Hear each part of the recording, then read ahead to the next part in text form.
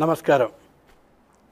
చతుర్దశ్యాంతు ఏ దీపాన్నరకాయ దదంతి చ తేషాం పితృగణాః సర్వే నరకాత్ స్వర్గమాప్నుయుః. నరక చతుర్దశి రేపటి రోజున రాబోతోంది. రేపటి రోజున రాబోయేదాన్ని రేపటి రోజు వింటే ఏం చేయగలుగుతాం?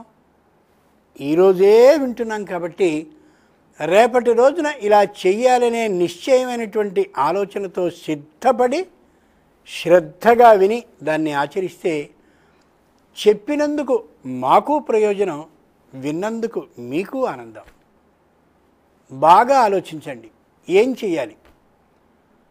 తావదేవ భవేత్ స్నానం యావన్నాస్తాత్ కృత్తికాః. కృత్తికా నక్షత్రం పూర్ణిమ నాడుంటే అది కార్తీక మాసం అని అనేక పర్యాయాలు అందరూ చెప్పారు. కాబట్టి ఆకాశంలో ఇంకా నక్షత్రాలు కృత్తికా నక్షత్రం అస్తమించకుండా ఎప్పుడు ఉంటుందో అప్పుడు నిద్ర లేవాలి. అంటే తెల్లవారుజాము 4:30 లేస్తే మంగళికత్తి ఆకారంగా 6 నక్షత్రాలు మనకు కనిపిస్తాయి. దాన్ని కృత్తిక అంటారు. కృత్తికా నక్షత్రాలు 6 ఉంటాయి.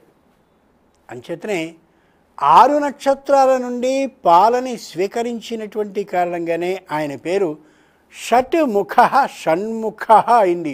షణ్ముఖుడు అంటే కృత్తికా నక్షత్రాల 6 నుండి కూడా చక్కనైనటువంటి పాలని తాగి ఎదిగినవాడు అని అర్థం. సంస్కృతంలో ముఖ అంటే నోరు అని అర్థం. ముఖం అంటే ఈ చెవులు, ముక్కు, కళ్ళు ఇవన్నీ ఉన్న భాగం కాదు. ముఖ అంటే నోరు.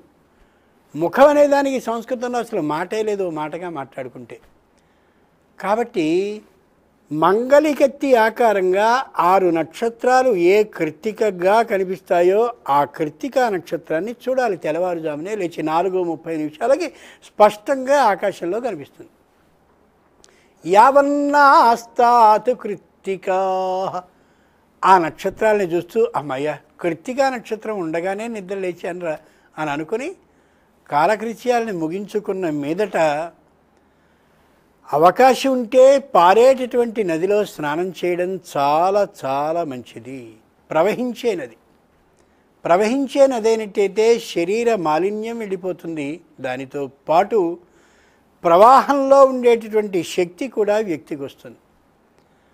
ఆ ప్రవహించేటటువంటి నదిలో ఉత్తమం మానసం స్నానం విష్ణోస్మరణపూర్వకం. స్వయంగా తాను భార్య కాని ఉంటే భార్యతో కలిసి సరి గంగా స్నానం అంటారు. అంటే భార్యతో సహా చేసేటటువంటి గంగా స్నానాన్ని చేయడానికి సిద్ధంగా నడుముకి తుండిని చుట్టుకుని స్పష్టంగా నిలబడి తాను తన భార్య చేతిని చేత్తో పట్టుకుని స్వయంగా గంగా నదిలోనికి, అంటే ఏ నది అయితే ఆ నది గంగ కాబట్టి ఆ నదిలోనికి వెళ్ళడానికి సిద్ధంగా ఉంటూ ఆమె పసుపు కుంకుమలని ముందుగా ఆ జలానికి ఇస్తే తాను స్వయంగా నీటిని 3 దోశలతో పోసి అప్పుడు లోపలికి దిగాలి. బాగా గమనించండి. లోపలికి దిగి అప్పుడు స్నానాన్ని ఆచరించడానికి ముందు ఆపోహిష్టాధిభిర్మాంత్రం ఆపోహిష్టామయో భవస్థాన ఊర్జే దధాతన మహేరణాయ చక్షసే యోవశివతమో రసస్తస్య భాజయతే హన ఉషతీరివ మాతరః తస్మా అరంగ మామవో యశిక్షయా యజిన్వథ ఆపో ఓ జనయథా జనః. కొన్ని మంత్రాలు ఉన్నాయి. మాకు ఆ మంత్రాలు రావుగా, ఇప్పుడు మీరు చదివితే ఏం ప్రయోజనం అనుకుంటాం. ఏం రావక్కర్లేదు.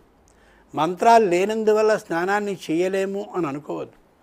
మీరు ప్రతినిత్యం పూజలో ఎలా సంకల్పాన్ని చేసుకుంటున్నారో అలాగే సంకల్పాన్ని చేసుకుని ఈ ఆశ్వేజ బహుళ చతుర్దశి నరక చతుర్దశి అనే పర్వదినం రోజున నేను నా భార్యతో కలిసి సుఖస్నానాన్ని చేస్తున్నాను, లేదా భర్త లేనటువంటి నేను స్నానాన్ని చేస్తున్నాను, లేదా భర్త దూరంలో ఉన్నటువంటి నేను స్నానాన్ని చేస్తున్నాను, లేదా వివాహం కాని నేను స్నానం చేస్తున్నాను.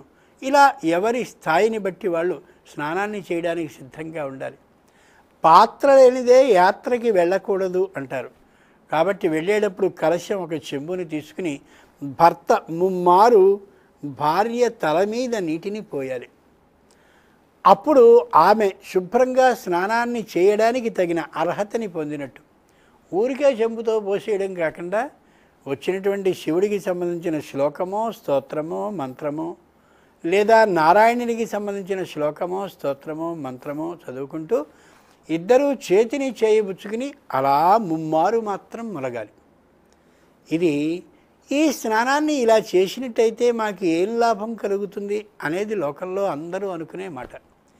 ఏమిటి స్నాన విశేషం, ఎందుకు చెయ్యాలి? జలంలో వరుణుడు ఉంటాడు. ఆ వరుణుని యొక్క శక్తి సంపూర్ణంగా మనకి లభిస్తుంది. జలాల్లో ప్రవహించేటటువంటి నదిలో స్నానం చేసినట్టయితే అది వరుణ శక్తి లభిస్తుంది. అప్పటికింకా కృత్తికా నక్షత్రాలు అస్తమించలేదు కాబట్టి కృత్తికా నక్షత్రం నుంచి వచ్చినటువంటి నక్షత్ర శక్తి కిరణ రూపంగా ఏ నీళ్లలో పడిందో ఆ పడ్డటువంటి శక్తి రాత్రి మొత్తం అంతా కూడా ఏ నదిలో ఉండేటటువంటి ప్రతి అణువులోనూ చేరిందో ఆ కృత్తికా నక్షత్ర శక్తి అలా ఉన్నటువంటి నీళ్లలో స్నానం చేస్తున్న కారణంగా కృత్తికా నక్షత్ర శక్తి వ్యక్తికి స్వయంగా అలా వస్తుంది. 3, మనం అమావాస్యకి దగ్గరగా ఉన్నాం కాబట్టి అమావాస్య అంటే చంద్రుడు సూర్యుడు ఇద్దరూ కూడా ఉండే రోజే కాబట్టి చంద్రుడు చంద్రమా మనసో జాతః ఏ మానసికమైనటువంటి శక్తిని సంపూర్ణంగా ఇయ్యగలిగినవాడో ఆ చంద్రుడికి ఉండేటువంటి స్వస్థత అంటే ధైర్యంగా ఉండగలిగిన, ప్రశాంతంగా ఉంచగలిగిన, ప్రశాంతంగా ఆలోచించగలిగిన ఆ స్థితి చంద్రుని ద్వారా మనం స్నానం చేస్తున్న వేళ లభిస్తుంది.